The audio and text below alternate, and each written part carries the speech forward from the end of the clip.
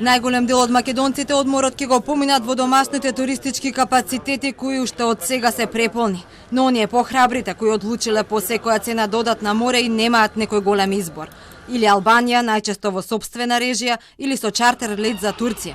Но откако србите веќе тргна, расте бројот и на македонци кои се заинтересирани летниот одмор да го поминат во Египет.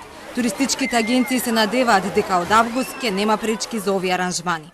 Има многу голем интерес за Египет, за Хургада. Има некои најави дека може да се пуштат летови, затоа што за таму не се потребни ПЦР тестови и можеме слободно да патуваме таму.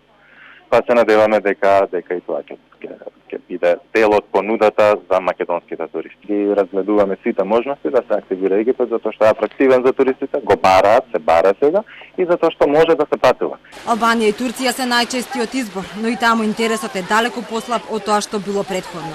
Главно луѓето патуваат или во Албанија, или во туристичките аранжмани што се нудат за Турција. Интересот е многу помал за разлика од другите години, што е поради стравот од вирусот, што е поради намалената потрошувачка моќ. Луѓето се економски многу ослабени и не можат да се приуштат одмори како другите години. За Турција е многу малку и неколку агенции има кои што го нудат. Сведоци сме, до сега имаше само еден чартер лет. Разлика од други години кога имало и по 2 чартери дневно, до сега имавме само еден чартер неделно за Турција. За Албанија главно гледаме луѓето дека се одат и на сопствена режија. Интерес за Грција, Хрватска, Бугарија, оние кои вообичаено биле најчестите дестинации за одмор, годинава воопшто нема поради рестрикциите со коронавирусот. Бугарија денеска соопшти дека ќе ги отвори границите за македонците, но само со негативен ПСР тест не постаро 72 часа.